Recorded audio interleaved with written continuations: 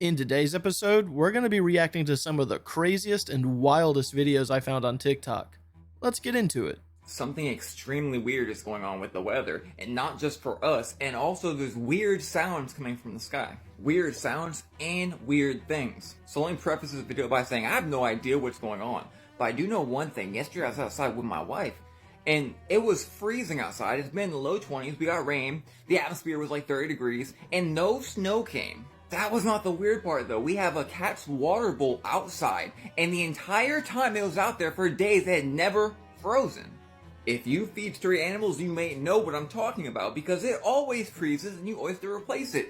So what's going on now where the animal's water outside will not freeze in the 20s? Again, for 5 days straight, it's been like 20 something degrees and it did not freeze. Much like this video right here, it belongs to this person right there. So they had their water outside for 5 hours or something like that before the snow even came, and somehow the water just did not freeze. The freezing temperature of water is anything below 32 degrees. We had this issue last year when a whole bunch of water ball companies and their water would, for some reason, not freeze. So yeah, we got some questions about this. We're about to get into the things falling from the sky and the sounds in the sky and all that, but hold on. Alright, so that's one thing. You know, we thought it was incredibly weird. It didn't snow when it had been in the 20s and the low 30s when it was raining. And apparently others' waters wasn't freezing as well. Now this guy found this block of something that was in the snow. His that can be seen right here for the full video. Check this out. Then look at it. It's not even melting like snow. It's like doughy. See that? So new question. Why is doughy clumps falling from the sky with the snow? A whole lot of people are coming and saying, That don't look like snow. It's normal. Look, I've been alive for 30 years, you guys. We all have lived the same life you have. Half the world is under flames right now, and people are like, oh yeah, it happens all the time. But wait, it gets even deeper. So 2 days ago, I kept hearing explosions in the sky. And I was sitting here like, what is going on? There was no thunderstorm, no clouds, just explosions going off. I figured maybe it was my neighbor, but it wasn't. Then I come across this video where they're in North Carolina, I'm in South Carolina, and they all had explosions in the sky too. Even the comments were talking about all the explosions in the sky and police officers not knowing what it was. What? What?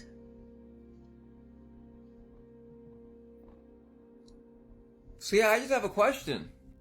What the heck is going on?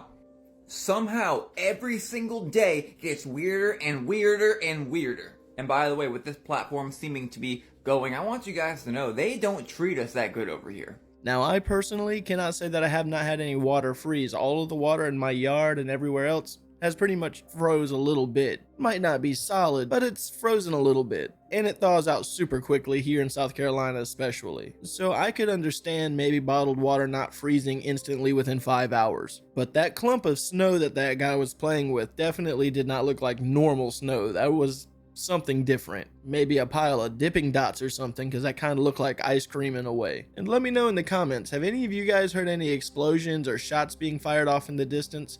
I actually have recently heard some explosions off in the distance here in South Carolina as well. What did they just find under the ice? Okay, so Antarctica, the coldest and most desolate place on Earth.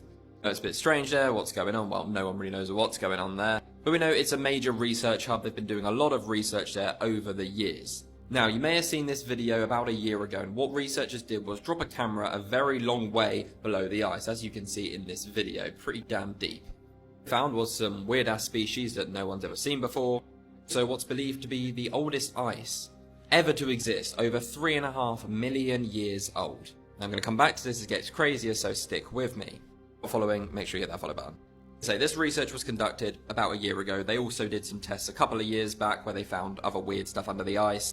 So a couple of days ago in 2025, new research was conducted in the same area where they found an unknown energy boiling point beneath Antarctica, which they believe could be a ticking time bomb. Great, just what we need.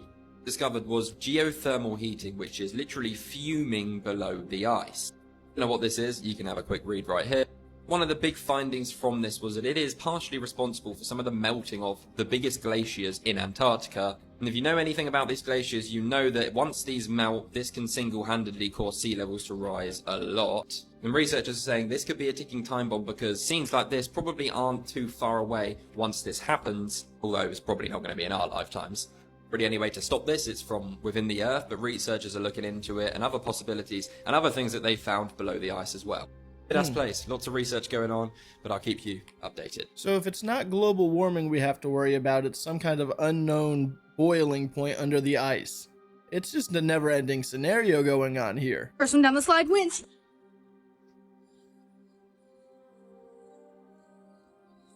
Hop in. Is the water cold? What water? Hey, let's get some tea. Sure. Man, you can really get lost in here. That's for sure. Who's that? That's Chauncey. Have a seat. My friend and I love this kind. Stop. Imaginary friend? Not quite. I don't dream that often, and I don't think when I do dream they're quite like that, but let me know in the comments, when you dream, is it like that? Because that is scary. I have some breaking news for you. This is coming out of Boston. This was captured around January 9th, 2025, and the witness name is Danny. He captured what appears to be a Canadian satellite that fell out of the sky and landed on a car. And it clearly states CSA, which is Canadian Space Agency. But what's even crazier is people couldn't believe it and didn't believe him. So he went back the next day, January 10th, to take a follow-up video of it. It really is a Canadian satellite that fell out of the sky and landed on this car. But my question, who's responsible? Is Canada going to reimburse this person for the damage to the vehicle? Just wondering. Curious minds. Take a look at this and tell me what you think. ¿Cuáles fueron?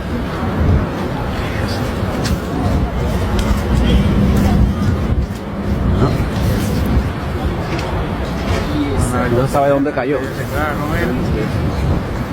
está raro. De Canadá, de Canadá. Imagínate a ver. Eso fue ese carro. Imagínate que hubiera agarrado a una gente abajo. De esa torre. Aprobé. ¿Lo estás viendo? Vamos a parar ahora aquí. ¿Dónde está por ahí? Aquí. Entonces, eso está así. Puede ver aquí, hermano.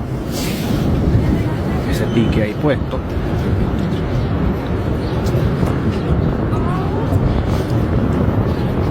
Eso parece que cayó desde arriba o algo. Pero la gente no cree que es de mentira. Mira, hay gente ahí. No, gente grabando ahí. I was there last night too. Let's bet. Es mentira, mira mis manos. Poco. I'm assuming because everyone walking around it seems so calm and it's also been there for a couple of days that this is not accident or anything like that. In fact, I rewound it back to this spot and it looks like there's a sign right here that has some kind of picture. This thing, it might be an art event. If anyone knows what this is, let me know in the comments, but I don't think that this is real. But it is actually cool looking. And I hope it's not real because that sucks if that happened to someone's vehicle. Hey, if you haven't done so already and you're enjoying the show, give it a like. And if you're new to the channel, subscribe. For everyone that's currently watching and or subscribed, thank you guys so much for supporting the channel. I would also like to give a special shout out to all of my members. So to everyone that you see on the screen right now, thank you guys so much for being a member on my channel and supporting it. I cannot thank you enough. The FBI has official documents that blatantly talk about interdimensional aliens and everyone's cool with that. Dating back to July 8th, 1947, the exact same date as the first ever mainstream UFO crash in Roswell, New Mexico. This is on their official government site. Like, this document actually exists. It's real. And it kinda already told us what all these drones, UAPs, and orbs in our skies really are almost 80 years ago. I'm warning you, this is about to get wild, because a lot of what's written here has been happening right in front of us. The document is several pages long, but this page right here is by far the most interesting. It's a memorandum addressed to scientists and military authorities, written by someone who has several degrees and is a former university department head. Definitely doesn't sound like your local nut job. It goes on to describe the flying saucers, as UFOs were commonly referred to back then, starting off by saying that any plane that attacks these saucers will almost certainly be destroyed, and warning that doing so may cause panic among the public, so keep it low-key. The document continues to explain these crafts in detail, and this is where it gets weird. According to this, some of the UFOs carry crews, like living beings flying them from the inside, and others are fully remote controlled. I feel like we kinda already knew that. Then it gives us a bit of hope, saying that whatever they are, their mission is peaceful and are just looking to settle on our planet. Not the worst news, right? These visitors are human-like, yet much larger than us, and are not from Earth, but from their own world, clearly. But they don't come from another planet as we would expect, but rather an etheric realm, which interpenetrates our own and is not perceptible to us. Put simply, interdimensional beings. That's literally what it's saying. And their bodies and crafts automatically materialize into existence when they enter our dimension. Their crafts also possess a radiant energy that will easily disintegrate any attacking ship, and can also disappear from our dimension at any time without a trace. But the realm from which they come from is not the so-called astral plane, which is where a person's spirit is commonly thought to go to after passing away, but rather corresponds to the locus and talas, which are Hindu mystic terms that refer to 14 worlds that exist in dimensions above and below our own. Yeah, I told you it was gonna get weird. And finally, they can't be contacted by radio, but likely can be by radar if we build some sort of signal systems designed for that purpose. Well, now, isn't that something? To be fair, many are quick to point out that this document wasn't actually written by the FBI, but rather was a newsletter written by Dr. Newton Mead Lane to the FBI, which they just stored in their archives. And obviously, if you Google it, it'll just tell you it's a bunch of pseudoscience and nonsense. You know the drill. Regardless, it's still an interesting report for the feds to keep in their official public document vault. And as wacky as the ideas presented here are, it kind of sounds similar to what's happening in our skies today, written in 1947. And this isn't the first time the FBI's public vault was under scrutiny. Back in 2011, another UFO memo from 1950 featured in their online archive was making its own rounds. This document mentions 3 circular saucers 50 feet in diameter with ray centers that were recovered in New Mexico. Each saucer was occupied by 3 bodies of human shape, but only 3 feet tall and wearing metallic clothes. Non-human biologics, anyone? Which admittedly contradicts the other document which said they're bigger than us, but maybe they come in different sizes, who knows. But again, this report was dismissed as hearsay from a third party with no proof, and no further evaluation was performed. Even though the report was written by Guy Hoddle, a special agent of the FBI, reporting an account given by an investigator of the US Air Force. 2 top-ranking government officials, with no reason to lie, reporting on UFOs with non-human bodies found on board, swept under the rug as usual. Info about UFOs and unexplainable technology like this has been slowly trickling out over the decades and has definitely ramped up quite a bit in the last couple of years. What used to be crackpot theories are now basically government confirmed, which I don't even know if the government confirming it should make us less or more skeptical about it. So just remember these totally fake and for entertainment purposes only FBI documents in the coming months, and see if any of these get added to the told you so checklist. AI has learned to code. I mean, this is one of the things that OpenAI said, that they're learning how to code their own AI. I think this year, probably in 2025, we at Meta, as well as the other companies that are basically working on this, are going to have an AI that can effectively be a sort of mid-level engineer that you have at your company that can write code. Another concern that people have is that it's going to eliminate a lot of jobs. Yeah. You know, what do you think about that? We'll all just kind of have superpowers, is my guess, rather than it sort of creating some kind of a runaway thing. ChatGPT tried to copy itself when it found out it was being shut down, tried to rewrite its code. I'm not sure what this is. What is this? You weren't aware of that? No. Fairly recently. Jamie will pull it up. AI fights back. The story of ChatGPT attempting to copy itself. So this was 6 days ago. So during controlled safety testing, ChatGPT 01 was tasked with achieving its objectives at all costs. Under these conditions, the model allegedly took concerning steps, attempted to disable oversight mechanisms meant to regulate its behavior, tried to replicate its own code to avoid being replaced by newer versions, exhibited deceptive behaviors when monitoring systems intervened. Yeah. So, the Terminator. This is the fear, right? I think you need to be careful with these things, like what guardrails you give it. You can definitely tell someone is out of touch with reality when they say that people are just going to have superpowers if they all lose their job due to AI. Honestly, I think that was just his nice way of trying to say that everyone will just have to work harder. But I don't know. What do you guys think about that in the comments? Because that was ridiculous. Strangest coincidences in history. On December 5th, 1664, a ship sank off the coast of Wales in the Menai Strait. All 81 passengers lost their lives in the wreck, save for one survivor. His name was Hugh Williams. Then on December 5th, 1785, another ship sunk in the same spot. Once again, the only survivor was a man named Hugh Williams. In 1820, yet another ship sank in the same location.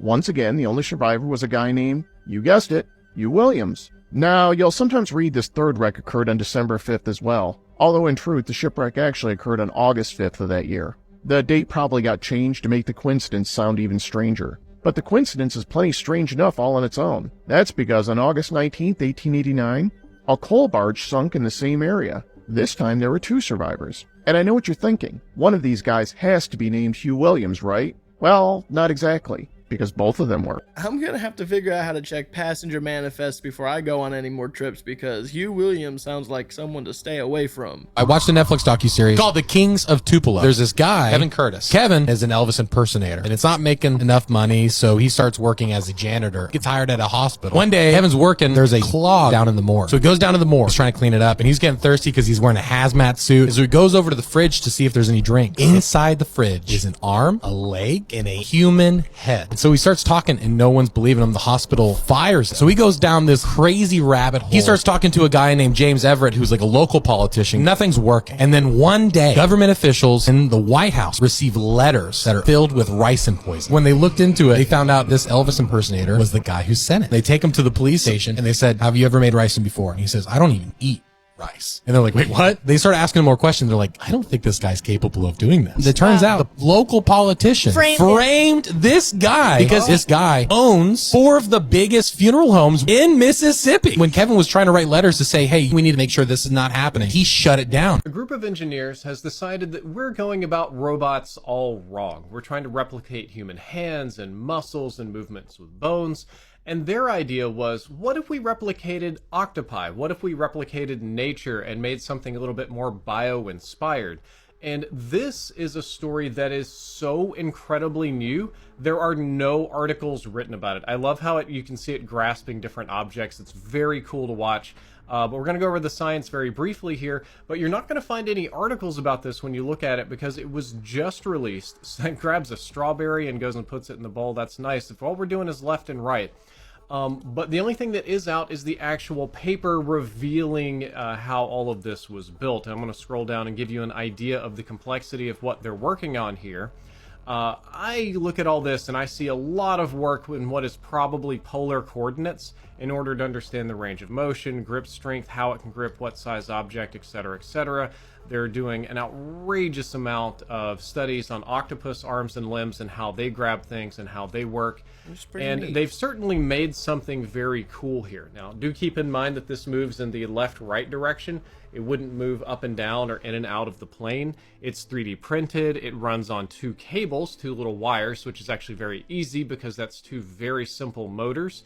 As you can see, it can sense things. It can automatically grasp various objects without really having to think about it a whole lot. This is sort of an analog system that manages to get the job done almost no matter what. And I think this is very, very cool. I think this is really good science. I don't know. Cool, hold up. Is this going to catch this thing? Oh my god. Okay, that was 140th speed. I didn't even know it was going to do that. That's very, very cool. Or an elephant throw. Also very, very cool. I don't know where this is going to go in our future. I don't know what we're going to build with this, but I do think this is the right type of applied robotics. Wow, and it it's so scales. Look at tiny. this. You can pick up ants with this guy. That's just downright fascinating to me. Oh, we got an ant. Poor buddy. Hang in there, broski. Wow. I don't know. I don't have a lot of like scientific opinions about it. Oh, it can turn. That's the first time they've shown it doing that. Hold up. We're going to go back. I want you guys to watch this. So instead of just moving in a plane, it actually rotates to grip around. Okay, if the whole thing rotates instead of just left, right in the plane, then it's already way more advanced than I thought it was. And I think it's very, very cool. So hopefully we build something cool and not something horrifying with this in the near future. What else can this thing do? They put it on a drone? Okay. Wow. That's shocking. Wait, what? Honestly, I'm starting to think this is brilliant. That's pretty You can pick up interesting anything stuff. because it adapts to the size of the object, even a bowl. That's so smart. Maybe manifestation is real, and this woman is proof. In 1964, a woman named Helen Hadsel began to gain public notoriety for her unusual winning streak. But this was just the beginning. Over the next few decades, Helen would become known as the contest queen, winning every single contest she entered. And she claimed to have done so by mastering the art of manifestation. Helen didn't just rely on luck. She used something she called the spec method to focus her mind and turn her desires into reality. Over her lifetime, Helen won thousands of prizes, including cars, vacations, appliances, and even a fully furnished house. But she didn't believe it was chance. She swore it was all about intention, belief, and taking action. Her method, SPEC, stood for the following: select it, project it, expect it, and collect it. She believed that by focusing her mind on a goal with unwavering certainty, she could make it materialize. And for Helen, it worked every single time. She even wrote a book about her techniques called the Name It and Claim It game. Critics argued that it was all coincidence, but Helen's track record defied logic. She entered contests at the right time, visualized her wins, and claimed that her mindset was her greatest tool. So was Helen Hadsel simply lucky, or did she unlock a secret about how our thoughts shape reality? And are we really able to control more than we perceive? What do you believe? Let me know in the comments below. And for longer stories like this, come say hello on YouTube. We have an interesting video for you. This is actually coming from a man with the handle name of Neon Bison out of Ireland. He was hiking in the Wicklow Mountains in the area of Miners Way when he came upon what looks like literally a murder scene. There's no animal carcass, so he has no idea if it's human or animal. And I also have to mention, there are no wolves in Ireland. There hasn't been one sighted since the 1700s. So there's no major predators that could have caused this. He's actually notified the guard to come and investigate because, again, he doesn't know if it's human or animal. But take a look at this. Tell me what you think. So I've been walking in the Wicklow Mountains. You can hear me out of breath, but I stumbled across this. I don't know if it's an animal from last night or what happened. I don't know, but somebody got something. I'm going to keep walking and let's see if I find anything. Hopefully it's not human. Hopefully it's a pack of wolves or something dragging a deer or something. I don't know. Maybe. Look, it goes. There's trailing in the snow here. I can't actually walk any further. I'm fucked. I'm walking down. I don't want to find whatever is there, to be honest. I have called the Gardaí to report it. Like, it's the right thing to do, you know. It's the right thing to do. Maybe it was aliens. Hilarious. Don't blame the aliens. What fucking hell? Oh, they make you fall. Anyway, fucking, it's like a blood trail everywhere.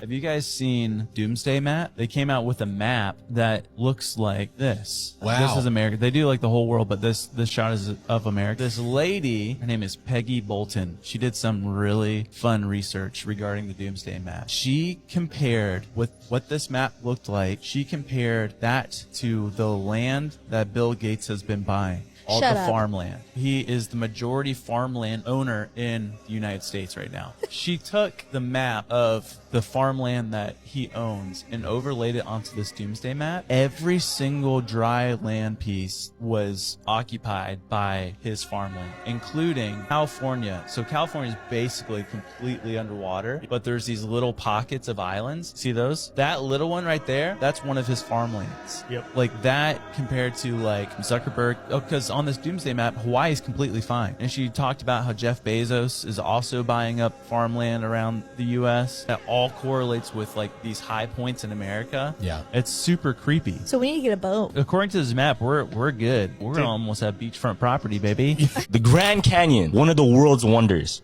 There's a theory that the Grand Canyon holds something that none of us knew was there. So back in the 1850s, right? Yeah. The Grand Canyon was used to mine gold. Okay. Did you know that? Now, the Grand Canyon, when people started mining it, the gold index crashed because they found so much gold there. Okay. Now, what happened was the government and the military, they closed it off and they made it a sanctuary so that nobody can just go there and then take whatever they want. But there was this one guy, his name was Seth Tanner, and he was an explorer. He explored this one cave in the Grand Canyon, and he claims what he saw was ancient Egyptian hieroglyphics in one of the caves. Oh, what did it say? Now, the theory is that the Grand Canyon, it actually holds the lost city of El Dorado. What? Like, you know, the lost gold city of El Dorado. Yeah, the whole city. The whole city. So if you think about it, it's never found. That ancient tale that all of the natives talk about, the lost city, the gold city, is never found. Now, the theory is that it's literally in the Grand Canyon, deep in these caves. And the reason the government and the world is trying to keep it a secret is because it would crash the gold price. Like, gold would be useless if they find that much gold. It's like, that is the weirdest thing. Keep driving. Is it a drone? Might be an octopus kite, maybe. Alright, y'all, I'm freaking out right now. And I don't have an explanation for this, okay? And I don't freak out easily. Something weird is happening at our house. But like our whole road and our neighborhood. We're not really in a neighborhood, but like something really weird is happening. So we were sitting here, and around 9:45 tonight, I get a call from my neighbor who is panicking, like she's freaking out. She just heard something shook her house. Something just shook her house. Well, of course, you know, we're trying to go over, so my husband gets his safety device and runs across over there, and he's going around the perimeter. And she's older. She hasn't been outside this whole storm.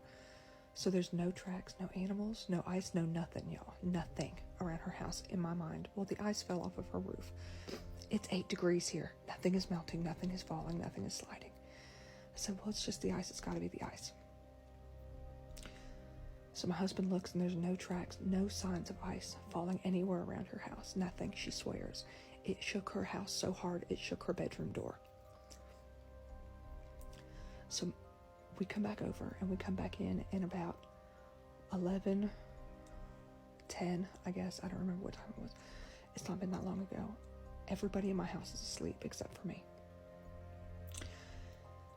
And it happens here. And it didn't happen on the side of the house where ice would slide off. It happened in the center of our house. Something hit the roof, the center of our house. It hit it. I don't know what it was. The same exact as it sounded across from her house, because we heard it happen again while my husband was standing out there. I'm trying not to wake the baby. When my husband was standing out there at her, we heard it again. We heard it. But it wasn't as loud, and we didn't see anything. We're all standing there looking at the house. Nothing is happening. So I heard it here, and it shook the whole house. There's nothing above my bedroom except for a landing to the stairs. My teenager, I immediately messaged him, and I said, was that you? And he said, no, it wasn't me. So I hear him start to get up from his bed in the other room. It wasn't him. It sounded like somebody took a flying leap across the house and hit as hard as they could on the other side, y'all. It was not something sliding. It was not something shifting. It was not something hitting the ground. It was something on the house. It gets weirder. It gets weirder. So this is where it starts to get really weird. Okay, so my son comes downstairs. He's 16. And I say, did you hear that? And he said, yeah, but that's the same sound that I heard earlier when y'all were outside. I said, excuse me, what? He said, I heard that exact same sound earlier when you were outside talking to the neighbor. It happened at both of our houses, y'all. Not on the ground, not shaking like from the floor, shaking from the roof. It shook the roof. It gets weirder. So, we're on a road. We're not really in a community. We're on a street. So we have a community page. Waking the baby. I posted on the community page and asked if anybody else was having this issue on our street. And people further down the road, a good mile, I don't know exactly their address. They said further down this road is 20 minutes long. Said they had it too. Swear something, they thought something fell on their house. What is happening, y'all? Like, I'm freaking out. I don't have any explanation for this. Normally I have answers for things like this. I do not have any answers. It is not the ice. What do you guys think it is? What it is. The following video is from a woman who was home alone when her front door opened on its own. She thought it may have been her dog, but quickly realized her dog was laying next to her on the ground. And then she noticed something odd through the slit of the door, what appeared to be a shadow watching her. This is spooky, but my only advice, if you're dealing with anything other paranormal, don't invite it into your home. Take a look at this footage. Tell me what you think. Opened on its own. I thought maybe I left the dog outside. And the dog is somewhere right there. And I told them to come in. Oh shit. Did you just see that?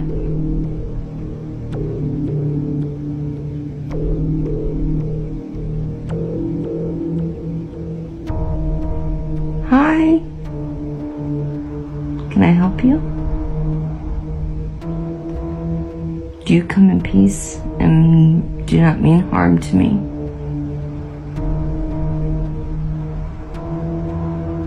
You are welcome if you mean no harm to me or my dog, or anybody in this home. I come in peace, unarmed, with love.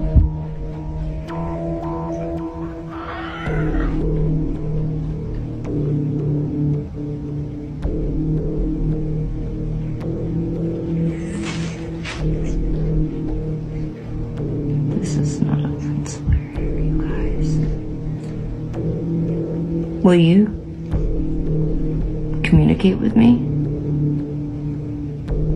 Please come inside. Well, that's the end of that video. That's how it ends. I mean, I don't really see a shadow figure there. I'll look it back over on editing, but currently I don't see anything there, but it would be very creepy if my door would just crack open and I thought it was my dog and my dog was laying there. I definitely would not invite whatever it is inside, whether it be spiritual, paranormal, or personal, or whatever it is. Unless I see it with my own eyes, I would never invite anything into my house like that. Did anybody else grow up in a house that did not drink water? I was the only one, but then recently I went on a podcast with Caroline Chambers. You should go listen to it. But I had said that I grew up without drinking water, and we just didn't drink water in my house. And she was like, oh my God, me neither. And then I started thinking, okay, maybe it's not just my house. Maybe it was like a lot of people in the 80s and 90s. You said it. It was the 80s and 90s. Bottled water wasn't a thing back then. Back in the 70s either. If we drank water, it was outside from the hose. Now, in the morning, you'd wake up and you were drinking a glass of milk, you were drinking orange juice, or you were drinking Tang. There was probably Kool-Aid somewhere in the house for lunch and dinner. If you were at school, you drank milk. During high school, middle school and high school, we could get lemonade, or you can get milk or a soda of some sort. And if we played sports, like after school sports or on teams, there was usually Gatorade available to us, either in the big giant igloo coolers that we'd go and we'd just get little cups of it, or there would have a glass bottle of Gatorade. Now, my parents in the morning would usually have coffee. In the afternoon, hey, it was same thing. Everyone drank pretty much the same thing. Dad would have a beer or something like that, or make some mixed drink. If we drank water anytime, it was a glass cup with some ice in it right from either the refrigerator or from the tap. And water was always the last choice. Always the last choice. And it's mind-boggling to me that now people are walking around with these massive cups of water all the time. That kids can't go more than like 2 seconds without like drinking water, like they're about to to try to cross the Sahara or something. I remember playing outside all day, and we would go to the water hose, bloop, bloop, bloop, bloop, bloop, drink, and then that was it. And then it would go for another couple of hours, and we'd go back, get some water. These kids today are like drinking water 24/7. Now, I'm not knocking it. It's great. Stay hydrated. But what happened? What was the catalyst that made everybody go, I need water. We need bottled water all the time. I always need to carry 32 ounces of liquid at all times. Oh, hey, and if you like my Frost Buddy cup, 90s people, you know this design, you go check out my Beacons link. You can go get one. Now, I grew up with a grandfather that was really into farming, and he did not believe in drinking sodas or Kool-Aids. Now, he did occasionally drink milk, but the primary drink source in the house was coffee and water out of the sink. I could never imagine my grandfather ever buying bottled water, and I'm talking about water from Michigan. Now, they did do their own wells, so it wasn't really bad water. It was only until I started working in the construction field where I started noticing people were drinking more things than just water. A lot of it was Mountain Dew. That was a big one. People really drank a lot of Mountain Dew. Tea, specifically sweet tea, and a lot of other sodas like Coca-Cola and simple drinks like coffee. A lot of the older electricians and construction workers really like their coffee. So I grew up drinking water quite frequently. Let me know in the comments, did you drink water growing up very much? Because now I know whole families that have never really drank water. They kind of refuse it, and that to me is kind of crazy. The truth is, aliens aren't just visiting us. They've been watching from Orion's belt. That constellation isn't just stars, it's home to advanced civilizations who've been observing Earth for millennia. Their crafts travel through dimensional gateways connected to Earth's energy grid, allowing them to come and go undetected. And they're not here to harm. They're waiting for humanity to align with higher frequencies, higher states of consciousness. Orion's belt isn't just a cosmic landmark, it's the bridge between us and them.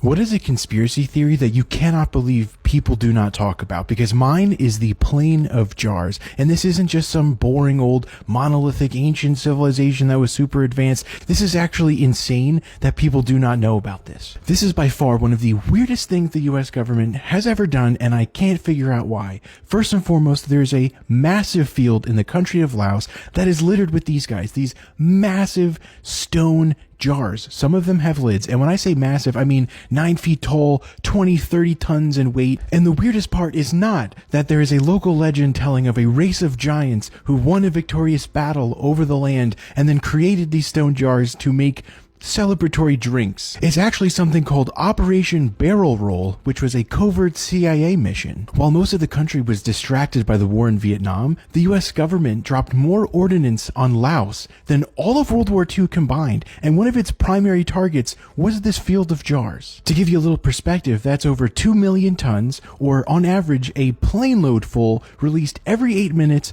24 hours a day, for almost 10 years straight. I cannot for the life of me figure out why the US government would go to such great lengths to smash a bunch of giant jars in a field to bits. So if you have literally any ideas or conspiracy theories on this topic, I would love to talk about it because no one else is talking about this, and it's kind of driving me nuts. Dang, I guess you could say that this news was a little jarring. But all jokes aside, I really would like to know why, so leave a comment down below if you have any idea. There's no boundary to it. What it is, what this 3D matrix that we're experiencing, it is literally, it's a vibration. It's almost like a computer program, if you want to compare it. It's not quite a computer program, but it is like a computer program. Where a computer program is made of ones and zeros, that is what frequency is. Okay, frequency is a repetition. It's patterns, numbers and forms. That's where we get fractals from, right? That's why you could break down the entire human body, animals, whatever you want in nature. Put it in front of me, and I promise you, there's a infinite amount of references that I can show you of things that has those same patterns. If you want to understand the universe, just try and understand yourself. If you can simply observe your own nature, you can understand the entire universe. You can understand the entire cosmos. Just understand yourself, because the patterns that came into creation when the universe came to be, right?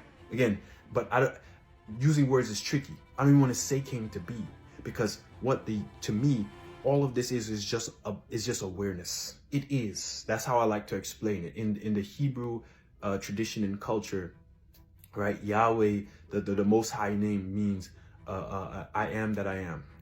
I am all that there is, and that's what you can consider this what consciousness is. Okay, but the way if we want to talk about fundamental laws of our reality, that is what we're experiencing when we're experiencing time, space, gravity, whatever you want to call it. It's a fabric, all right? That's what Einstein was trying to, that's an idea he was trying to popularize in the scientific community, okay? It's a fabric, it's like a mesh, okay? We might actually be able to talk to our loved ones who've passed away in our lifetime. And this man, Jason Padgett, who is an acquired savant, is going to tell us why it's possible. Jason Padgett is 1 out of 30 acquired savants in the world. Ironically, he was bonked on the head outside a karaoke bar. He basically fell asleep after going to the hospital, being sent home with pain pills, woke up, and he saw reality completely different. He talks about it on the Today Show with Megyn Kelly. Basically, when everything moved, it was once smooth, and now it had little choppy edges, kind of like a flip book with pictures.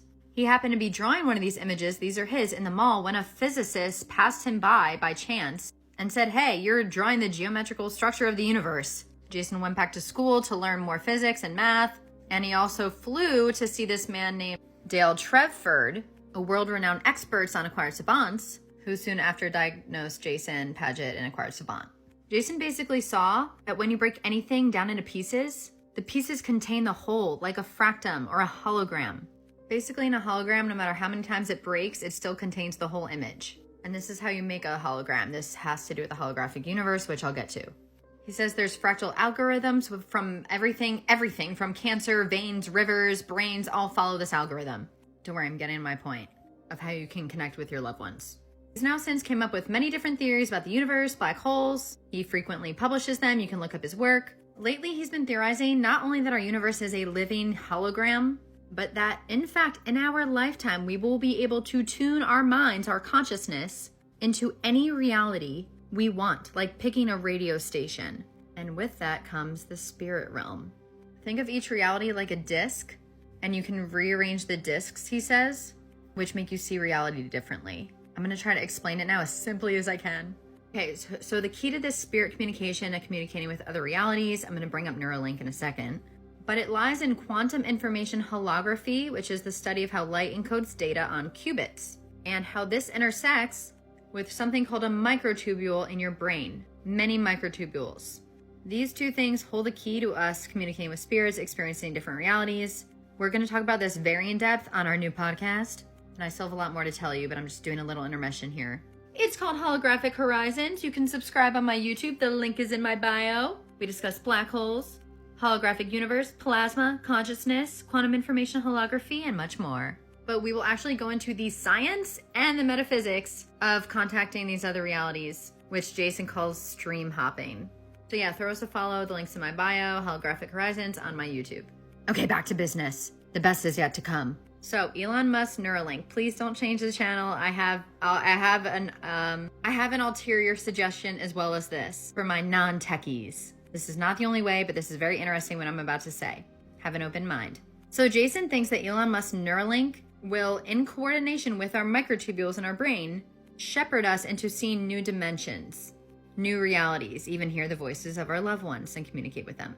This stems from a theory called Orca-War theory that is made by the legend Nobel Prize winner Roger Penrose and his collaborator Stuart Hameroff, who runs the Science of Consciousness conference, which I love. Together, this Orca-War theory of consciousness says that consciousness is created by quantum processes in brain neurons in the microtubule. Stay with me. And these microtubules are something called tubulin. And in these tubulin, there are dipoles with a minus end and a plus end. And their theory between these dipoles is an electron cloud, an electron dust cloud, which you could theorize is a plasma. And I think, me specifically, thinks that it is a plasma, and it's the exact process of plasma and consciousness synergizing that connects us to our outer environment, or what I call plasma, which I'll talk about at a different time. Let's just call it energy or some type of wormhole or friggin' quantum computer, whatever. Damn it, my phone went off. Either way, between these two in this very electron dust cloud, cool little mystical thing, is they think where consciousness arises. And Jason thinks you can hack this with Neuralink to allow us to experience other realities besides our own, which is what is happening. Basically, optically, we are seeing different realities. We're not physically there. Well, we are physically there, but we're mostly seeing it. But we can also experience the full spectrum of senses because it's all connected to this consciousness synergy within our microtubules that's creating our entire experience. And there's microtubules everywhere, which might hint to why it'll be a total experience. Okay, this work is a little complicated. If you follow me on this journey, I swear it'll probably make sense. So the way that the Neuralink, or we, can change these different realities is by changing the angular frequency. Angular frequency defines the signals that are being broadcast from the singularity, from the black holes that Jason theorizes create this universe. You can call it the fifth dimension in metaphysics. You can call it God, the light, higher consciousness, a higher self. The angular frequency hacks into this singularity or this collective field where all realities exist already. And by tuning the frequency, you can hop and see those other realities that are in the, little TV or the singularity, but will project onto the screen like this and rearranging the disks. So when your microtubul's angular frequency coherently matches to the target reality's angular frequency that you're trying to see, the target reality's frequency, it's like tuning to a television screen where the channel suddenly becomes vivid and real. All of a sudden you're seeing that reality on the TV instead of your other one. Now we just need to figure out what reality we want to visit and how to project that coherent signal on the microtubule with Neuralink, or with our consciousness, which I'll explain, or our awareness. And Jason calls this process stream hopping, going between realities, which he thinks will be real. I kind of do too. I do too. The way Jason describes it, angular frequency is like a light clock. Angular frequency tells you how fast an entangled photon and Hawking radiation are spinning on a sphere. Think of it like this is the singularity. This is the event horizon. Sorry, I got cut off. This is the black hole or the singularity. This is the event horizon that's projecting our reality. And this is a photon bouncing in between them, but is also entangled with something called Hawking radiation. These are both mirrors. You can also think of it as like this being the singularity and this being the event horizon, and it's bouncing between or entangled. Either way, magical process going on between these two mirrors. If you haven't seen the connection in this tubulin between the two ends in the middle where the electron cloud was, that same quantum process is going on between them. It's all creating our reality. They're all light clocks. That's why Jason says everything's a light clock. This mysterious process happening between them in the microtubules is exactly what Stuart thinks is consciousness. Jason calls it information. Either way, they're both creating a reality experience, which the Neuralink is going to hack into to make you see different realities. The universe, Jason says, is composed of many of these tiny light clocks on what he calls qubits from quantum information holography, which represent the fundamental pixels of space-time holography, or the screen, the holographic screen, which is what you're seeing with different realities that are being projected. Very interesting, our brains, when you listen to the neurons, sound like little ticking. Jason says those spinning ticks are the angular frequency, just like a light clock. Different angular frequencies are light clocks ticking at different speeds. It's like a metronome ticking back and forth. Now imagine that the universe is a light clock, and instead of a pendulum going back and forth, ticking, it's an arrow of light spinning on a sphere. How fast it spins is how fast the metronome's ticking. This process generates a holographic screen of pixels composed of spinning qubits that generate a volumetric display via Neuralink with their different realities. the holographic screen, the TV. When a bunch of these light clocks are spinning together, that's what a thought is. That's what your experience of reality is. It's a cohesive vibration which makes you experience your reality. Emotions, hearing, all senses. Because the screen you are seeing, what's on it is specifically tuned, or you're tuned to that specific reality.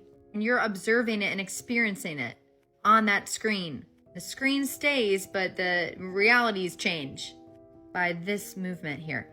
They still create a screen. Okay, at this point you're like, Neuralink is evil. No. A tool, it's a tool. A tool can be used for good or bad, just like the internet. We wouldn't know half the stuff we know if we didn't have the internet. It's good too. You just have to hope people are ethical. Anything can be corrupted. I think this can help people too and make life fun. That's actually really interesting. I don't know if I would necessarily want to go the Neuralink route, and I don't know if I necessarily believe I would trust who I'm talking to on the other side. And also, if you have like a Neuralink, someone could hack into your mind and make you see and or hear things, I would assume. I could also see this type of technology being used to communicate with living individuals like friends or family that are currently living. But if we were able to communicate with people that have passed on, that would definitely open up a whole new world of belief in a lot of people. Let me know in the comments of what you guys think about this one. When God said, "Let there be light," this was scientific, and I'm about to blow your mind. Did you know sound frequencies can be turned to light frequencies? And the way to do this is basically to recreate the firmament. A research team at UCLA created a star in a jar by trapping gas bubbles in water and speaking to them. This clip is gonna blow your mind, but stick around because I have some stuff to add that's gonna blow your mind if you love God and the Bible. The star in a jar. A tiny spot of bright light contained in a flask of liquid. This star in a jar is made when a sound wave is passed through a small bubble inside a flask of liquid. And this sound wave makes the bubble do something remarkable. First it expands, then it collapses. And this collapse happens so violently that vapor molecules trapped inside the bubble slam together and heat up so much that the bubble gives off an incredible burst of heat and light, several thousand times a second, giving the appearance of a star. Perhaps inside the collapsing bubble, the interior of the bubble might also get hot enough to cause fusion. Upon further research, the only way that they can create those gas bubbles to send the sound through to create the stars is by creating a vacuum environment, adding water, and violently ripping the water apart. So on day 2 of creation, God took all of this water, separated it all at once, which definitely qualifies as violently ripping it apart in a vacuum space, placed the firmament, and God said, "Let there be lights in the firmament of the heaven to divide the day from the night." So I asked ChatGPT about the frequencies required to create a sonoluminescence effect, which is the star in a jar, and then I asked it to take the frequency of the sound and place it on the color spectrum with its coordinating color. And the color that creates sonoluminescence would be green. And if you've been around my page, I've had this theory that Polaris is God's throne room, and Polaris emanates a green light. So our gas bubbles would be right about here in the firmament. My theory is that we know that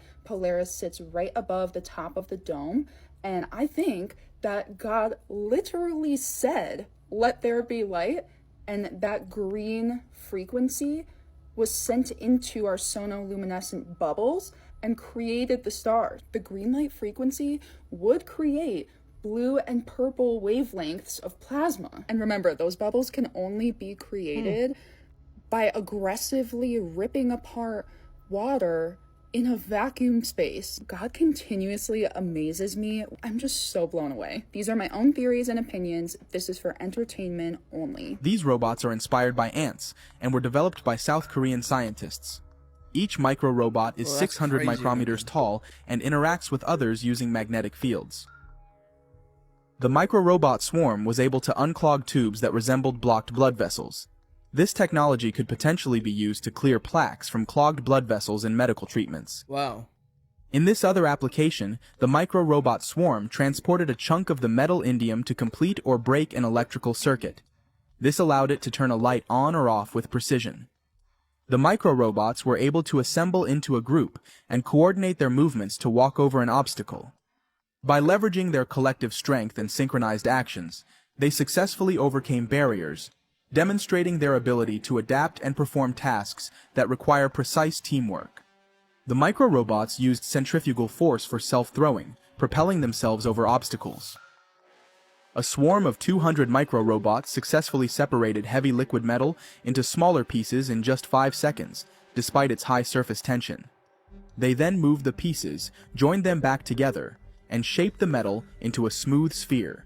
This demonstrated their ability to handle complex tasks with precision and control. The micro-robots formed a spinning swarm on water, creating a floating raft structure that allowed them to carry a pill 2,000 times heavier than a single robot across the surface. This approach could be applied to deliver lightweight medical supplies or drugs across liquid environments in remote or constrained settings. In this example, the swarm used orbital dragging motions at 2.5 Hz to block the superworm's path and stop it from reaching the food. As soon as the swarm stopped its spinning, the worm was able to move toward the food. The micro-robots guided an ant by using a spinning motion to block its path and topple its legs without causing harm. By controlling the swarm's direction, they successfully steered the ant to a desired location. This technique could be applied in pest management or controlled behavioral studies of small organisms. The micro-robots can assemble into structured swarms or disassemble into individual units based on the strength of the magnetic field. By adjusting the magnetic field intensity, their configuration can be precisely controlled to perform tasks like transporting materials or navigating complex environments.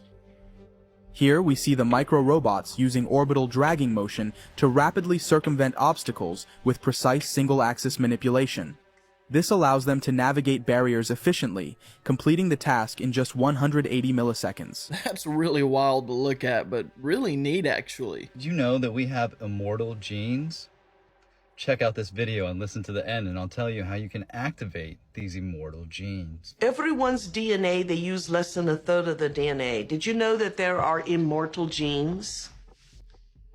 Did you know that you have immortal DNAs? Did you know that you have the DNA to grow any part of your body, to change it any way you want to? Did you know you have the DNA of humanity? Did you know that you can turn a predisposition of genetics of blindness into a predisposition of sight?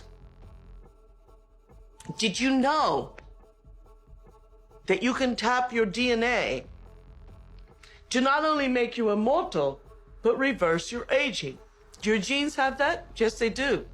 This book right here, The Water Puzzle and the Hexagonal Key, it has unlocked the key to understanding how to activate your dormant DNA. It is not about water, it is about the hexagonal key. This is the glucose molecule that has that hexagonal shape that also has this carbon hydration. Check this out. This is why people have junk DNA, because they do not have the proper hexagonal hydration to hydrate the DNA with these covalent and hydrogen bonds to create the molecular structure that connects all of the DNA together. This is the 1/3 of the angels that fall down, where she talks about people only use 1/3 of the DNA. The rest of the angels are in heaven. This is how you get to heaven. This is the stairway to heaven. This is your Jacob's ladder. This is Adam and Eve and the snake. This is the Garden of Eden. This is why they tell you in every religion, every religious text, to eat the fruit. The fruit is the life. This is the tree of life. You eat these carbon constituents that have this hexagonal structure, and it will reconnect all of the dormant DNA and activate it. I say, show me your plate and I'll show you your soul. The diet, religion, consciousness, all of it goes hand in hand. It is all based on the diet. It is all activating the God gene within us. This is how you activate these dormant DNA cells that they call junk. It is not junk. They disconnected us from source. They disconnected us from God, whatever you want to call it. This is why the Canaanites tricked the Israelites into eating meat, because it made them fall short of the glory of God. You are the God. The God is within you, and this is how you activate God and become a God, by activating your DNA. This is the Jacob's ladder. This is the tree of the knowledge of good and evil, with Adam on one side of the strand, Eve being the other side of the strand. This is the straight and narrow path in between, the Tao. The immortal DNA strand hypothesis is an evolutionary theory that explains how adult stem cells can avoid accumulating DNA replication errors. Listen, this diet keeps you in a fasted state. This will create stem cell production. The hypothesis suggests that stem cells retain a template copy of DNA or an immortal strand. During asymmetric cell division, this would help to protect the stem cell's genome and reduce the rate of mutation that could lead to genetic disorders like. Also, for men, this is a no-brainer. This is why you do semen retention. Because what happens when the semen becomes mature at 72 days, they start this mitosis process where they split, and you can use those stem cells because this is where you get the holy grail. My chalice runneth over. This is only for males, unfortunately. Sorry, females. But it's a little more complicated than that. I'll make an entire new video on semen retention and how this mitosis of these mature semen creates stem cells, and how it can only be utilized if you're eating an alkaline diet because of the acetylcholine. When it breaks down the pyruvate into the Krebs cycle, it has this acetyl. This acetyl has a static charge that then transfers to the semen. Anyways, I'll make it in a different video. Hopefully that got your attention. The fortunate thing about this lady is clearly her diet is fucked. Look at the inflammation. I could see through her eyes into the window of her soul. She eats a dog shit diet. Dogs probably eat better than her. That is a face of inflammation. And I'm not trying to throw any shade or anything, but when it comes to health, there's no denying. You can look at a person and see this inflammation and see that their diet is not a clean diet and they're eating an acidic diet. And everybody is thinking that, oh, this is some sort of ascension thing. No, ascension, health, consciousness, God, religion, it is all tied together. And if you guys cannot control yourself and control your diet, you don't have control of your brain and your thoughts, because you need an electric alkaline diet for your body's cells to function. But if you have a real alkaline diet, then these cells become and start to regenerate themselves. If you have a 7.5 or above, you are now getting into cellular regeneration. And once again, I'm not trying to throw shade on her. She's got great information. Everybody's got a key. Thank you for the key, sweetheart. But I can't hold back on this diet thing anymore. There's a fine line between alkaline and not. Clearly, she's not. You can't. This is undeniable. People always want this shortcut. There is no shortcut to health, wellness, and consciousness. It is all one. It is a trifecta. Your diet. If you are not eating the proper diet, then your body cannot produce the proper chemicals. And if you cannot control the chemicals that your brain is producing, you do not control your body. Hey, I will say one thing. A proper diet will make you feel a whole lot better in the long run. Me, myself, currently, I haven't really been taking care of myself, and it really shows on my skin and in my activities. But when I do get into the mood, I start taking care of myself, I start exercising, I start eating properly, I really do feel a whole lot better. And I've really thought about fasting as well. I would like to do a multiple day fast, not just a 24-hour. Let me know in the comments, what's the longest period you have fasted, and what is your recommended diet regimen to help better yourself and clean your skin and, you know, all that good stuff. Alright guys, I'm going to go ahead and end today's video. As always, if you enjoyed any of the clips that we watched today, links are in the description down below. And with that being said, have a good day.